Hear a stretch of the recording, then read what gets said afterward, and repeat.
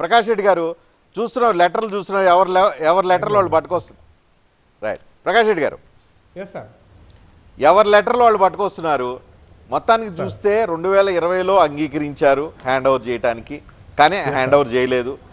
కానీ కాంగ్రెస్ గవర్నమెంట్ వచ్చిన 10 రోజులకి జరిగిన మీటింగ్లో మాత్రం హ్యాండ్ ఓవర్ చేయడానికి అంగీకరించినట్టుగా మినిట్స్లో నోట్ చేయబడి ఉంది. సో ఈఎన్సీ ఆ ద్రోహం చేశారు అని చెప్పి ఇప్పుడు కాంగ్రెస్ నాయకులు లేకపోతే ముఖ్యమంత్రి చెప్తూ ఉండొచ్చు. కానీ ఈ మొత్తం ఎంటైర్ ప్రాసెస్లో ఎవరు తప్పు ఎవరు రైట్ అని అనుకుంటే ఏమన్నా పాలిటిక్స్ కాసేపు పక్కన పెట్టి ఎవరు తప్పు ఎవరు రైట్ అనుకోవాలా? నేను ఏమంటానంటే సార్, ముందు టీఆర్ఎస్, నేను మళ్ళీ చాలా స్పష్టంగా చెప్తాను సార్, ముందు టీఆర్ఎస్ బీఆర్ఎస్ పార్టీ 10 సంవత్సరాల పాలనలో తెలంగాణ రాష్ట్రానికి, ముఖ్యంగా కృష్ణానదికి సంబంధించినటువంటి అంశంలో తెలంగాణ రాష్ట్రానికి ద్రోహం చేసింది సార్. ఇది నా మొదటి పాయింట్ సార్. అయితే ఈ చట్టం నేను మళ్ళీ క్లారిటీగా చెప్తాను, ఈ చట్టం రాసినటువంటి బైఫర్కేషన్ చట్టం, తెలంగాణ విభజన చట్టం రాసినటువంటి కాంగ్రెస్ పార్టీ కూడా కేఆర్ఎంబీ ఏర్పాటు చేయాలి, జిఆర్ఎంబీ ఏర్పాటు చేయాలని రాసినప్పుడు ఆ రాసేటువంటి క్రమంలో వాటికి ఉన్నటువంటి పరిధులు ఇవన్నీ కూడా చర్చ జరిగింది సార్. ఇవన్నిటికంటే ముందు ముఖ్యంగా అసలు ఇంటర్స్టేట్ వాటర్ డిస్ప్యూట్స్ని మేము అధికారంలో లేము, అధికారంలో 1956లోనే కోర్టు పరిధిలోంచి చేసి ట్రిబ్యునల్ పరిధిలోకి తీసుకొచ్చింది కూడా Congress party sir. Tribunals appoint చేసింది కాంగ్రెస్ పార్టీ. ఇప్పుడు బ్రిజేష్ కుమార్ ముందు ట్రిబ్యునల్ ఉన్నా, బచావత్ ట్రిబ్యునల్ ఉన్నా, దాని తర్వాత 2 రాష్ట్రాల సమస్య పరిష్కరించడం కోసం ఉండేటువంటి కొత్త ట్రిబ్యునల్ అయినా ఇవన్నీ కూడా కాంగ్రెస్ పార్టీ యొక్క చట్టాల ప్రకారమే వచ్చినాయి కదా సార్. మా తప్పేమన్నా సార్ దీంట్లో? అటువంటిది కాంగ్రెస్ పార్టీ టీఆర్ఎస్ పార్టీలో శాసనసభలో కొట్టుకొని జలవనరుల శాఖ పెద్దన్న పాత్ర. నా జలవనరుల శాఖ చేసే పని ఏంటంటే సార్, 2 రాష్ట్ర ముఖ్యమంత్రులు, మా జలవనరుల మంత్రిత్వ శాఖ ముగ్గురు కలిసినటువంటి ఎపెక్స్ కమిటీని చట్టం ప్రకారమే వేసింది సార్.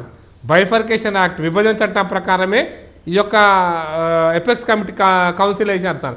ఎపెక్స్ కౌన్సిల్లో ఈ రాష్ట్ర ముఖ్యమంత్రి ఉన్నాడు, ఆ రాష్ట్ర ముఖ్యమంత్రి ఉన్నాడు, కేంద్ర ప్రభుత్వం యొక్క జలశక్తి మంత్రిత్వ శాఖ ఉంటుంది సార్. మరి ఈ చర్చలు జరుగుతున్నప్పుడు ముఖ్యమంత్రి ప్రొటెస్ట్ చేసే అధికారం కూడా కేసీఆర్కు ఉండే. 2015లో ప్రొటెస్ట్ చేయలేదు, బయటకు వచ్చి 2020 తూచి నేను అనలేదంటే కుదరదు సార్. 21లో కూడా కోర్టుకు పోయారు సార్, 20లో కోర్టుకు పోయినారు, మళ్ళీ కోర్టు కేసు విత్డ్రా చేసుకున్నారు. దాంట్లో మీకు ఐడియా ఉంటుంది, నేను చెప్పక్కర్లేదు సార్. రజనీకాంత్ గారు, రమణ గారు, L V Ramana, chief justice of supreme court Ramana గారు కూడా ఈ విషయంలో మీరిద్దరు ఆర్బిట్రేటర్గా ఒప్పుకుంటే, ఎవరైనా ఆర్బిట్రేటర్గా ఉండాలని ఒప్పుకుంటే నేను దీన్ని ఆర్డర్ ఇస్తానని కూడా చెప్పాడు సార్. అప్పుడు సరే ఆ రాష్ట్రం ఒప్పుకోలేదు, అది గొడవ జరిగింది, ఇవన్నీ పక్కన పెట్టండి sir. Finally Krishna river management board ఏర్పాటు చేయాలనే ప్రతిపాదన విభజన చట్టంలోనే ఉంది. అయితే నేను అనేది ఇంకొక పాయింట్ ఏంటంటే సార్, అసలు కేఆర్ఎంబీకి హ్యాండ్ ఓవర్ చేస్తే వచ్చే నష్టం ఏందో ఇప్పుడు చెప్పండి సార్. కేఆర్ఎంబీ చేసే పని ఏంటంటే సార్, ప్రతి సంవత్సరం జరిగేటువంటి ఎపెక్స్ కౌన్సిల్లో తీసుకునే నిర్ణయం మేరకు ఏ ప్రాజెక్టుకి, నేను దాంట్లో కూడా చెప్తా, బైఫర్కేషన్ యాక్ట్లో ఇంకోటి కూడా ఉన్నది సార్ చాలా స్పష్టంగా, project wise under section 80 rule 87 అంటే మన section 87 of the bifurcation act 87వ అధికరణం సార్ విభజన చట్టంలో ఈ ప్రాజెక్ట్ అన్నట్టు ప్రాజెక్ట్ వైజ్ వాటర్ అలొకేషన్ పెట్టుకున్నారు సార్. రీజనల్ వైజ్ అలొకేషన్ కాదు, project wise allocation. Any disputes, మళ్ళీ దానికి తక్కువ నీళ్ళు ఉంటే ఏం చేయాలి, ఎక్కువ నీళ్ళు ఉంటే ఏం చేయాలి, ఇది రాసుకుంది కాంగ్రెస్ ప్రభుత్వం, రాసింది. కేసీఆర్ గారు దాన్ని ఎండార్స్ చేశాడు సార్. ఎందుకంటే పార్లమెంట్లో విభజన చట్టాన్ని ఆయన చూడకుండా ఏబిసిడి కూడా రాలేదు సార్. కాబట్టి నేను చెప్పేది ఏంటంటే, ఫైనల్లీ కేఆర్ఎంబీకి ఇస్తే పోయేదేముంది వచ్చేదేముంది, కేఆర్ఎంబీ యొక్క పరిధులు చాలా చిన్నవి సార్. ఎపెక్స్ కమిటీలో, ఎపెక్స్ కౌన్సిల్లో తీసుకున్న నిర్ణయాల మేరకే నీళ్ళు అలకేట్ అవుతాయి సార్. నీళ్ళు అలకేట్ అవుతాయి, అంతే. వచ్చేది లేదు పోయేది లేదు సార్. 299 మీరు చెప్పిన అంశాలకే 2 విషయాలకు నేను సమాధానం చెప్తా. ఒకటి, first of all Prakash Reddy గారు మళ్ళొకసారి బీఆర్ఎస్ పార్టీయే తప్పు చేసింది, కేసీఆర్ గారే సంతకం పెట్టి వచ్చిండు, ఎప్పుడు వ్యతిరేకించలేదని చెప్పి ఏదైతే అసెంబ్లీలో ఇచ్చిన పుస్తకంలో కాంగ్రెస్ చెప్పిన మాటలనే వారు చెప్తున్నారు. దానికి ఒక 30 సెకండ్స్ కూడా నేను తీసుకున్నాను. ఆగన్నా, తెలంగాణలో కేసీఆర్ ప్రభుత్వం అధికారం చేపట్టిన నుంచి కృష్ణానది జలాలని, ప్రాజెక్టులను 9 పట్టించుకోలేదు, వ్యతిరేకించలేదు, ఇది బైఫర్కేషన్ యాక్ట్లో ఉన్న దాన్ని వ్యతిరేకించలేదు అని వీళ్ళు చెప్పారు. అయితే వాస్తవం ఏంటంటే, కృష్ణా జలాల్లో తెలంగాణ వాటా తేల్చాలని కేసీఆర్ అడిగినట్లు మినిస్టర్ ఆఫ్ మీటింగ్ ఏది government of India ministry of Jal Shakti మీటింగ్లో 2017లోనే ఏం రాసింది దీంట్లో, honourable CM of Telangana commented on the agenda items and recalled that immediately after the formation of the state of Telangana he had made a representation to the Ministry of Water Resources on 14 July 2014 under section. Even after 7 years of formation, Telangana state is still waiting to know about its legitimate share of waters. అంటే మా ప్రభుత్వం ఏర్పడగానే వెంబడే మేము letter రాశాము, ఆ నీళ్ళ విభజన సరిగ్గా జరగలేదు అని చెప్పి, కాబట్టి మాకు న్యాయం చేయమని చెప్పాము. 7 సంవత్సరాలైనా మా యొక్క బాధ మీరు పట్టించుకోవాలని చెప్పేసి కేంద్రానికి మళ్ళీ రాశారు. After 1 year they had approached the Supreme Court. 7 years తర్వాత వెయిట్ చేసి ఆ 1 year తర్వాత సుప్రీం కోర్టును అప్రోచ్ చేశారు. సార్ ఇది ఒకటి, ఈ stated that he has mentioned in all these letters to Honorable Minister of Jal Shakti and urged to include them in the agenda. ఒకటి ఏంటంటే కేసీఆర్ గారు అన్ని ప్రయత్నాలు చేశారు. ఒకటే మరి మీ దగ్గర ఉంది కదా బోర్డులు రద్దు చేయి, వారు నేను అడుగుతున్న వాళ్ళని బోర్డులు రద్దు చేయాలి. మీరు బోర్డులు రద్దు చేయండి, లేదా మరి 9 మేము చేయలే అంటున్నారు కదా ప్రకాష్ రెడ్డి గారు. నీ గవర్నమెంట్ చట్టంలో 50% నీళ్లను రీడ్రాప్ చేయమంటే మరి ఎందుకు పట్టించుకోలేదు? 211 ఎందుకు ఒప్పుకున్నారన్న? 811 టీఎంసీలలో మనకు 68% రావాలి కదా. ఇప్పుడు 50-50 దొల్లతనం లెక్క లేకుండా ఇప్పుడు 50% అంటున్నారు.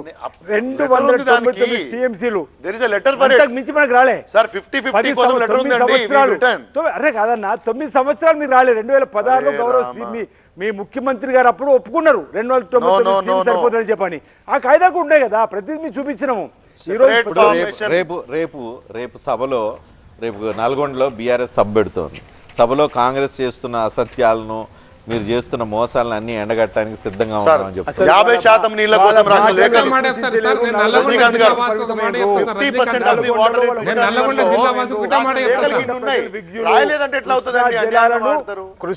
కృష్ణకు మోసం చేసినటువంటి తీరును గమనించి వాళ్ళకి ఒకటి సీట్ ఇచ్చి నల్గొండలో ఒకటి సీట్ వచ్చింది. చెప్తున్నా నల్లగొండ పెట్టండి. నల్లగొండ జిల్లాకు టీఆర్ఎస్ ప్రభుత్వం 10 ఏళ్లలో చేసింది 0. ముఖ్యంగా మా మునుగోడు, దేవరకొండ నియోజకవర్గాలు, వెనుకబడ్డ నియోజకవర్గాల్లో ఒక్క టీఎంసీ వాటర్ ను కూడా 1,00,000 ఎకరాలు ఇస్తామన్నారు. ఒక్క ఎకరానికి కూడా నీళ్లు ఇవ్వనటువంటి 10 ఏళ్లలో నీళ్లు ఇవ్వనటువంటి ప్రభుత్వం టీఆర్ఎస్ ప్రభుత్వం సార్. మా చుక్క నీళ్లు ఇవ్వలేదు సార్. మా డెండి ప్రాజెక్ట్ మా పొలం మా బావి చిలక పక్క నుంచే పోతుంది. ఇప్పటిదాకా సుక్క నీళ్లు రాలేదు సార్, సుక్క నీళ్లు రాలేదు. 10 ఏళ్లలో పూర్తిగా నిర్లక్ష్యం చేసింది టీఆర్ఎస్ పార్టీ ప్రభుత్వంలోనే. నీళ్లు నిధులు నియామకుల అధికారంలోకి వచ్చి కృష్ణా జలాల గురించి పట్టించుకోలేరు. కృష్ణా జలాల మీద ప్రాజెక్టు నిర్మాణం చేయలేరు. కేవలం కాళేశ్వరం అవినీతి అక్రమాల కోసం కట్టినటువంటి కాళేశ్వరం కూలిపోయింది అన్నారు, లీకేజ్. దానికోసం కూడా మేము కాంగ్రెస్ కుంగిపోయింది. సంస్కృతితో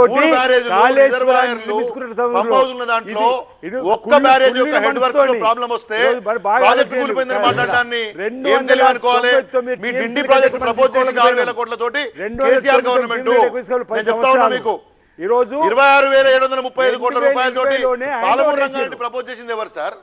మీరు ఇంత అన్యాయంగా అంటే ఏం చేయనట్టు మీరు మాట్లాడితే ఎట్లా అవుతుంది? సో రేపటికి రంగం సిద్ధమైంది. కుళ్ళిన మనస్తత్వం టీఆర్ఎస్ పార్టీ. మీరు కుళ్ళిపోయినారు కాబట్టి నీ మినిస్టరే మొన్న పోయి 1,15,000 ఎకరాలకు నీళ్ళు ఇచ్చామని చెప్పారండి. మీరు కుంగిపోవడం కూలిపోవడం మనము పల్లెటూరు వాతావరణంలో, పట్టణంలో వాళ్ళకి తెలియదు. పల్లెటూరు భాషలో కుంగిపోయిందంటే కూలిపోయిందంటే కూలిపోయిందంటే కుళ్ళిన మనస్తత్వం మీది కదా. ఊళ్ళో అయినా పట్టణం అయినా ఏదైనా కుంగిందని కూలిపోయిందని తీసేయాల్సింది కదా. ఈ రోజు అధికారులు వెళ్లి కట్టెలతో కూల్చేయాల్సిందని చెప్పి తీర్మానం చేసింది. ఆ 3 బ్లాకులు కుంగింది కూల్చేయాలంటే అర్థమైంది. ఈ రోజు అసెంబ్లీలో సాక్షాత్తు అందరూ కూడా ఇవ్వడం జరిగింది. ఆల్రెడీ హ్యాండ్ ఓవర్ చేసింది టీఆర్ఎస్ పార్టీ. ప్రజలకు చెప్పగలిగినాము. ప్రజలే న్యాయ నిర్ణీతలు. రేపు నల్గొండలో వాళ్ళ సభ పోరేతుందో ప్రజలు గమనిస్తారు. ఇవాళ వాస్తవాలు మేము చెప్పిన మళ్ళీ కేసీఆర్ గారు ప్రజలకు వాస్తవాలు చెప్తారు. తెలంగాణ రాష్ట్రంలో ఇరిగేషన్ మీద హైయెస్ట్ ఎక్స్పెండిచర్ మన ఆంధ్రప్రదేశ్ కాంచి మొదలుపెట్టి చేసింది మేమే. నల్గొండ జిల్లాకు నీళ్ళు ఇచ్చింది.